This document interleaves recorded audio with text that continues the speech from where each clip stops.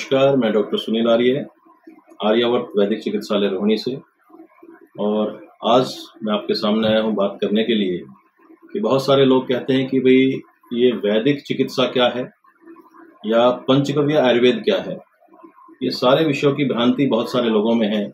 और क्या जो असाध्य रोग जिनको आप कहते हैं, जैसे कैंसर है, लीवर सिरोसिस है, हार्ट की ब्लॉकेज है, किडनी में ब्लॉक होकर के ईजीएफआर कम हो जाना या किडनी फेल हो जाना, इसी तरह से आईबीएस एक क्रिटिकल डिजीज है जो कहते हैं कभी ठीक नहीं होता। तो इस प्रकार की अनेकों असाध्य बीमारियां, पैरालिसिस है, ब्रेन स्ट्रोक के बाद जो पैरालिसिस हो जाता है पेशेंट, वो कई बार तो पूरे जीवन बिस्तर पे रहते हैं। तो क्या इस प्रकार के पेशेंट ठीक हो सकते हैं वैदिक चिकित्सा पद्धति में? क्योंकि जितनी भी आजकल प्रचलित चिकित्सा पद्धतियां हैं उनमें बहुत सारी चिकित्सा पद्धतियां ये कहती है कि कुछ रोग जो असाध्य हो जाते हैं, अर्थात एक ऐसी अवस्था में पहुंच जाते हैं जहां से वो कभी ठीक नहीं हो सकते, तो ऐसी स्थिति में मरीज को मरने के लिए छोड़ दिया जाता है या वो उसकी हालत पे छोड़ देते हैं। तो क्या ऐसी असाध्य बीमारियां भी पंचगव्य आयुर्वेद से ठीक हो सकती हैं? इस पे आज मैं थोड़ा सा आप लोगों से बात करूंगा।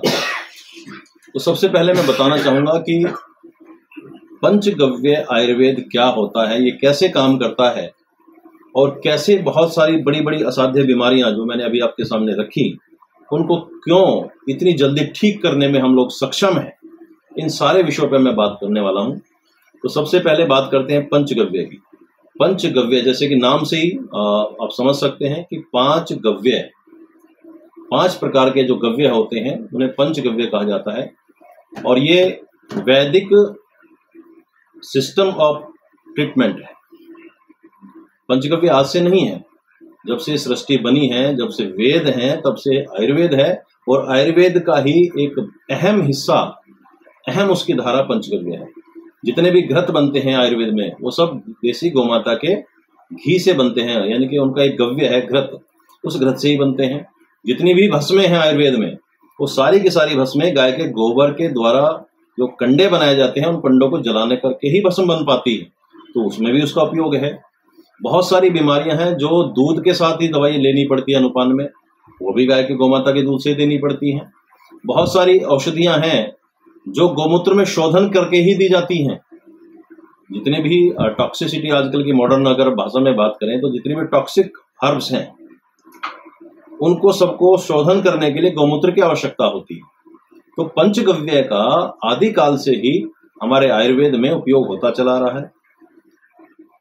कब से है आयुर्वेद, कब से है पंचगव्य, कब से है दूसरी मॉडर्न चिकित्सा प्रणालियां?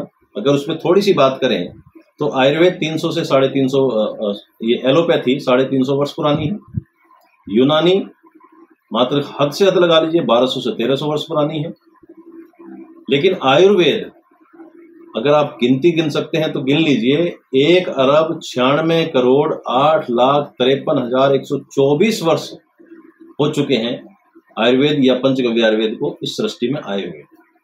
वैज्ञानिक भी कहते हैं सृष्टि की उम्र 2 अरब वर्ष है, लगभग बोलते हैं वो लोग, हम लोग एग्जैक्ट बताते हैं। 1,96,68,53,124 वर्ष हो चुके हैं तब से इस राष्ट्र में आयुर्वेद है, तब से इस राष्ट्र में पंचगव्य है। तो पंचगव्य कैसे काम करता है तो मैं आपको ये समझाना चाहता हूं कि ये सारी की सारी सृष्टि पंच महाभूत से मिलकर के बनी है, जिसमें पृथ्वी, जल, अग्नि, वायु और आकाश, ये पंच महाभूत हैं। इसी से पूरा ब्रह्मांड बना है, इसी से पूरी प्रकृति बनी है, पूरी सृष्टि बनी है। और इन पंच महाभूतों से ही हमारा और आपका ये शरीर बना हुआ है। यदि ये पंच महाभूतों में से कोई भी एक महाभूत विकृत हो जाए तो सर ये प्रकृति नहीं रहती, प्रकृति विकृति में बदल जाती है।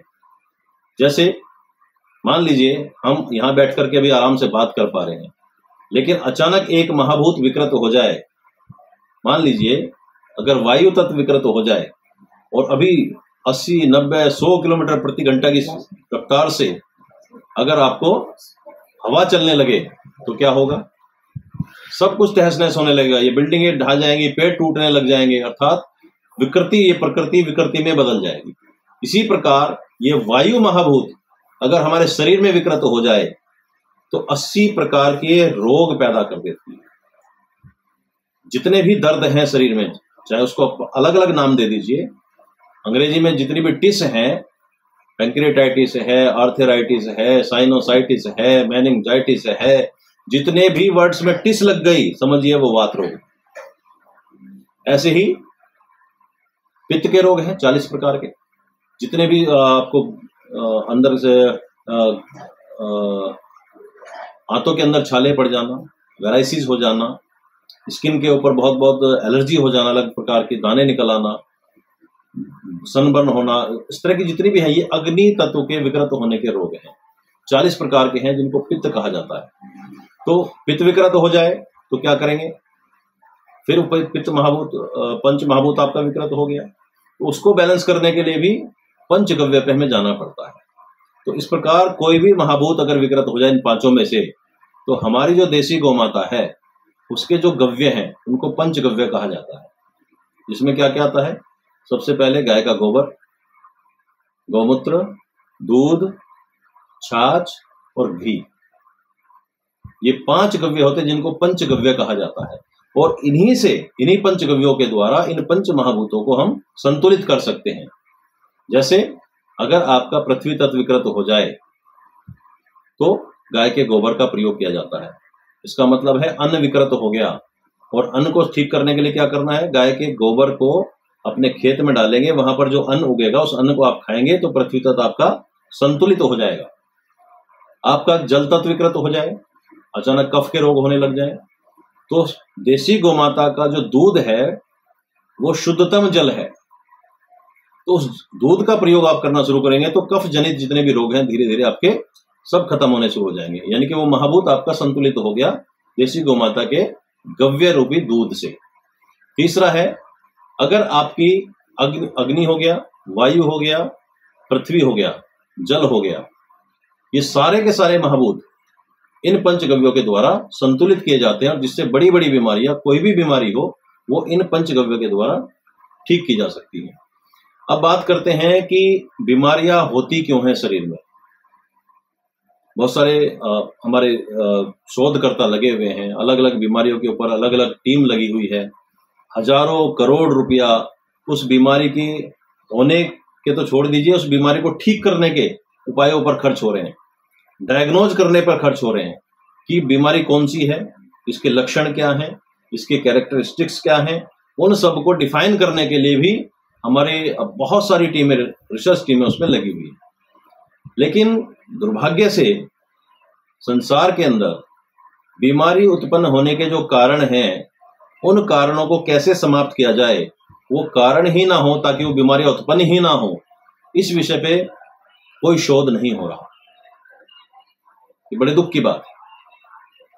तो हम पंचगव्य आयुर्वेद वाले लोग जो हैं, हम उसी पे शोध करते हैं कि बीमारी होने का मूल कारण क्या है, उस मूल कारण को हम कैसे दूर करें, और उस दूर करने के बाद कैसे उस बीमारी को जल्दी से जल्दी हम ठीक कर लें, इस पे लगातार हमारा शोध कार्य चल रहा है। और मैं आपको बता दूं, व्यक्तिगत अगर रूप से मैं बात करूं तो कैंसर के अंतिम दौर के पेशेंट भी हमने ठीक किए हैं। हमने मतलब पंचगव्य ने और गौमाता ने और आयुर्वेद ने। हमें मतलब मैं नहीं हूं अकेला, हम का मतलब जब हम पूरी एक टीम जिसको हम मानते हैं, हमारी गौमाता, हमारा आयुर्वेद और हमारे ऋषियों का जो ज्ञान दिया हुआ है उन ग्रंथों के द्वारा, वो सब मिला करके हम उस विधि से उसको अप्लाई करते हैं और उस विधि से हम चिकित्सा करते हैं। तो मैं बात करूं रोगों की, गंभीर रोगों की बात करूं तो अंतिम दौर का कैंसर पेशेंट्स भी ठीक होता है। Liver cirrhosis next to cancer है, कैंसर के जितनी ही घातक है वो भी ठीक होता है। किडनी श्रिंक कर जाना, ये बहुत बड़ी समस्या इस समय पूरे विश्व में बढ़ती जा रही है। लेकिन श्रिंक हुई क्यों, किडनी सुकड़ी क्यों, उस पर कोई काम नहीं कर रहा। श्रिंक हो गई तो बोलते हैं आप ट्रांसप्लांट करा लीजिए, बस। हम उस पर भी काम कर रहे हैं कि किडनी श्रिंक होने के कारण क्या है, उसको कैसे हम दूर कर सकते हैं, उस पर भी हमारा कार्य लगातार जारी है। उसके बाद है किडनी के ऊपर सिस्ट बन जाना, जो एक कॉमन प्रॉब्लम बनती जा रही है, और आज की मॉडर्न किसी भी चिकित्सा प्रणाली में उसका कोई सॉल्यूशन नहीं है। धीरे धीरे धीरे वो बढ़ती जाती है और बाद में ट्रांसप्लांट या किडनी को रिमूव कर देना ही एक उपाय होता है, और अधिकतर चिकित्सक उसी को कर रहे हैं। बड़े बड़े अस्पतालों की बात कर लीजिए, किसी भी कंट्री की बात कर लीजिए, लगभग इसी प्रकार से सब लोग कार्य कर रहे हैं। लेकिन वो सिस्ट बनी क्यों, उस सिस्ट बनने के पीछे कारण क्या था, उसको कैसे हम खत्म कर सकते हैं, उस पर कोई शोध कार्य नहीं चल रहा। लेकिन हम अपने आप को गौरवान्वित महसूस करते हैं कि हम उस पर लगे हुए हैं और सक्सेसफुली हम इसको कर चुके हैं। अभी एक गौरव पवार नाम के पेशेंट हैं जो मुजफ्फरनगर के गांव पीन्ना में रहते हैं। उनका मैं एग्जांपल देकर आपको समझाना चाहता हूं कि उनके किडनी के ऊपर सिस्ट हो गई और वो बढ़ती बढ़ती बढ़ती बढ़ती 193 सीसी तक पहुंच गई। अब डॉक्टर्स भी परेशान हो गए कि इसका क्या करें, और सबसे बड़ा उसमें एक और दुर्भाग्य हुआ, वो किडनी अंदर से बस्ट हो गई, हेमरेज हो गया। तो इतना भयंकर पेन कि वो पेशेंट खड़ा भी नहीं हो सकता था, बैठ भी नहीं सकता था और लेट भी नहीं सकता था। ऐसी स्थिति में जब वो बड़े बड़े अस्पतालों के चक्कर लगा के मेरे पास आया, तो वहां से उस स्टेज से हमने उसको पंचगव्य आयुर्वेद से ठीक करना शुरू किया। मार्च 2023 इसी वर्ष की घटना है। वो हमारे पास आया, मात्र 4 महीने में जो किडनी सिस्ट 193 सीसी की थी, ग्रेड 1 फैटी लीवर उसको था, साथ में अस्थमेटिक प्रॉब्लम भी थी, और जिसको आप ऑटोइम्यून डिजीज कहते हैं, उसको पता ही नहीं कब अचानक बुखार आ जाए, छींके आने लग जाए, इस तरह की समस्या उसको काफी सारी थी। मात्र 4 महीने की चिकित्सा में वो पेशेंट 100% क्योर हो चुका है। उसकी जो किडनी सिस्ट थी 193 सीसी की, वो घटते घटते घटते घटते 0 हो चुकी है। आज उसकी किडनी के ऊपर कोई सिस्ट नहीं है, आज उसका लीवर बिल्कुल परफेक्टली ऑलराइट है, आज कोई उसको अस्थमेटिक प्रॉब्लम नहीं है, कोई इसको सीजनल जो डिजीज होते हैं वो कोई भी डिजीज उसके ऊपर काम नहीं कर रहा। तो ये सब कैसे होता है, इसके पीछे कारण क्या है? इसके पीछे केवल और एक केवल कारण है कि जो हमारे पंचगव्य होते हैं वो किसी भी आयुर्वेद की जड़ी बूटी की ताकत को 20 से 30 गुना तक बढ़ा देते हैं। तो यानी कि जो 1 साल में ठीक होने वाला पेशेंट था वो 3 से 4 गुना, या बल्कि कहता हूं 5 गुना कम समय में ठीक हो जाता है। तो यही एक कारण है कि हम पंचगव्य आयुर्वेद के द्वारा, चाहे वो किडनी का पेशेंट हो, चाहे वो लीवर का पेशेंट हो, चाहे वो हार्ट का पेशेंट हो, चाहे वो ब्रेन का पेशेंट हो, चाहे वो एब्डोमिनल डिसऑर्डर का पेशेंट हो, चाहे वो पैरालिसिस का पेशेंट हो, चाहे वो इनफर्टिलिटी का पेशेंट हो, वो सारे के सारे पेशेंट्स 4 से 6 महीने के अंदर 100% क्योर हो जाते हैं। जो करोड़ों रुपए खर्च करके बीमारियां दूर नहीं होती, मात्र कुछ ही खर्चे में वो बीमारी ठीक हो जाती है।